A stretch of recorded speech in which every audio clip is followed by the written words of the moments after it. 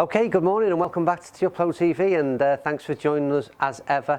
Myself, the Average Golfer, and Joey the Tweed. We're back up at Clark's Golf Centre in St Helens, and it's another day for testing and a good day to be inside because it's a bit miserable outside. Third week of September and all looking a little bit grim on a Monday morning. But we're happy enough, we're indoor as I say, and it's a continuation of the Srixon product range.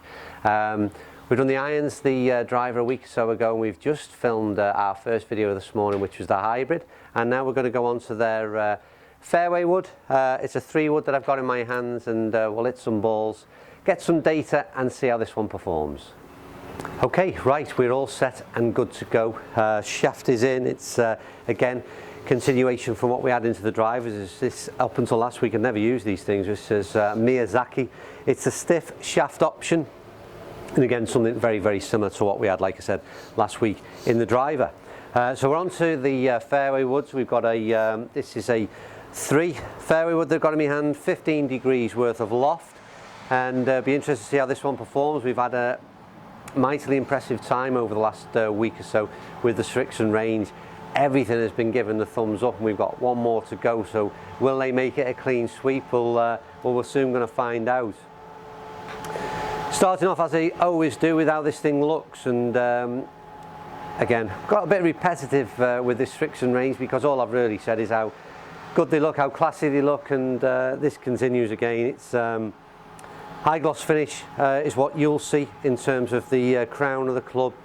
There's a slight groove and it's slightly different, and they do change the depth of that groove depending on the hybrid and the 3 wood and whatever launch you've got, or degrees worth of loft you've got in your club. This changes the depth of this groove, but it's all to do with assisting launch angle.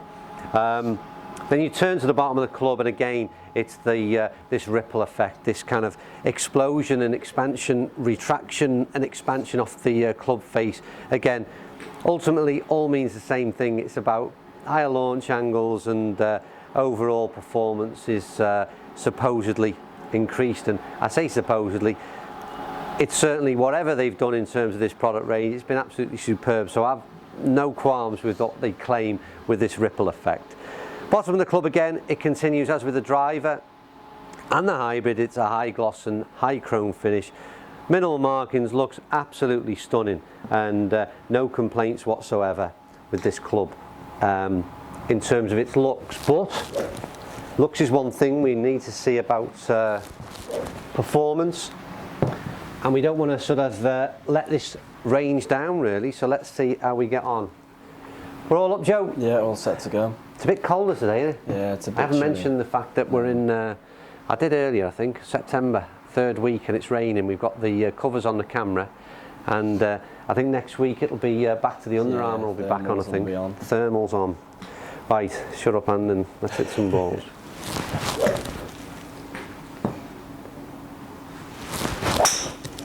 Oh, Joey.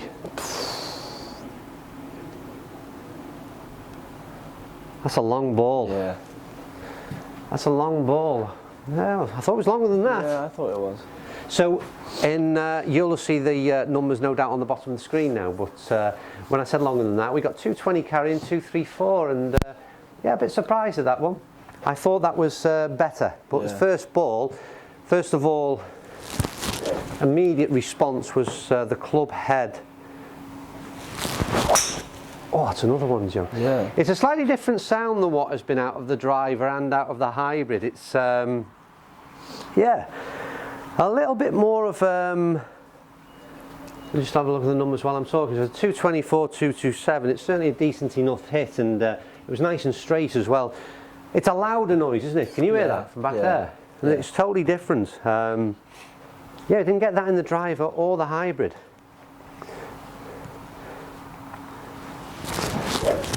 Another ball, see what we can get out of it performance-wise. That's my worst shot, Joe. And I say worst shot, I mean it's cleared, so that's still over the 200 mark. There's nothing wrong in terms of what that's done, but it's it was my worst shot. Let's quickly eradicate that one and see if we can put a decent ball together. Oh, that's nice, Joe. Yeah, that's better. That's nice. Again,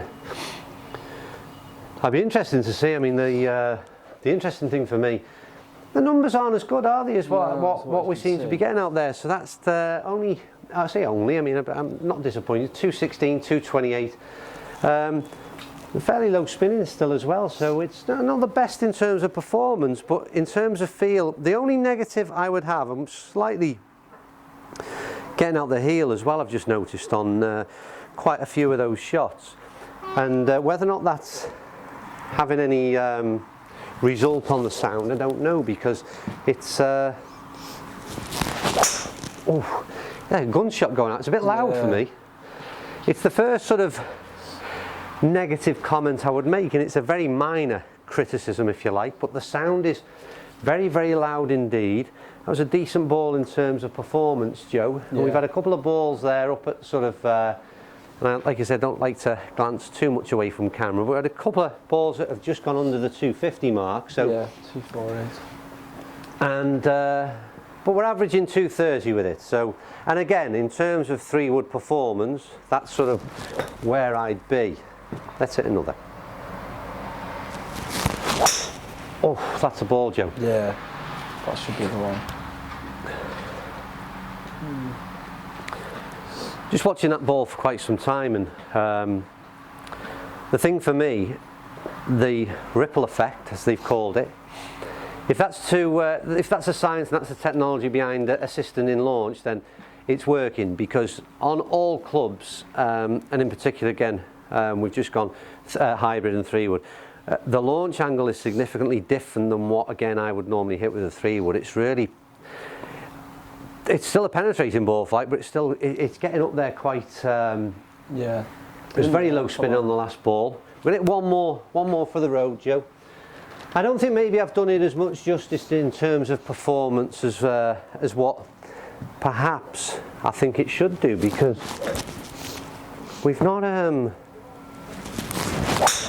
Oh, Joe, they feel absolutely superb, and probably a little bit. And again, it's not always about numbers, I suppose. At the end of the day, it's about how this club feels in your hands. And I could step up to that tee box all day long and feel as though I'm going to nail that one down the middle. So that's, I suppose, as important as anything else. And maybe forget the numbers, but that was the best crack of the day, and that was related the numbers. So 231, 251. Yeah. That's a real significant strike. So maybe 3 or 4 good ones in there, a couple of bad ones in terms of the performance. But